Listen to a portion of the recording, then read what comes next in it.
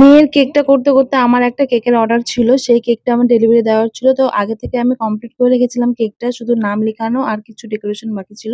তো সেটা করে ভাবলাম যে আগে এটা সেইজন্য আমি এই কেকটা আগে করলাম। নাম লিখানো আর কিছু ডেকোরেশন বাকি ছিল। তো আমি এখানে হচ্ছে ছোট অ্যানিভার্সারি টপার দিয়েছিলাম। তো এটা বেশ একদম ভালো লাগছিল না। তারপর চেঞ্জ করে বড় একটা দিলাম। আর আমার কাছে সুগার বল ছিল না হোয়াইট কালার। সেজন্য আমি গোল্ডেন কালার সুগার বল দিয়ে আমি ডিজাইনটা কভার করলাম। তো কেমন হয়েছে অবশ্যই জানিও।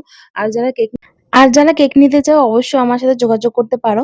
তো এই কেকটা হওয়ার পরে আমি মেয়ের এখানে কেকটা করে নিচ্ছি। যেহেতু মেয়ের 2 টায়ারের কেকটা হবে আর আমি যেহেতু এখন আমার ভরা মাস প্রেগন্যান্সি বলতে পারো। তো আমার শরীরটাও ঠিকঠাক ভালো যাচ্ছে না। সেইজন্য আমি নিজে কেকটা করে মানে টুকটুক করে আরকি করার চেষ্টা করছি। কারণ যেহেতু আমি নিজেই হোম বেকার আমি বাইরে থেকে কেন নেবো বলো? সেইজন্য আমি নিজেই করছি। আর এখানে হচ্ছে মেয়েকে যেহেতু সারপ্রাইজ দিবো এখানে ছোট্ট বেন্টো কেকের মধ্যে রেইনবো ডিজাইন করব। রেইনবো খুব পছন্দ করে আমার মেয়ে। আমার মেয়ে না সব বাচ্চারা রেইনবো কালার ভীষণই পছন্দ করে। এজন্য সিম্পল এর মধ্যে আমি রেইনবোর ডিজাইনটা দিচ্ছি আমি এই কেকের মধ্যে।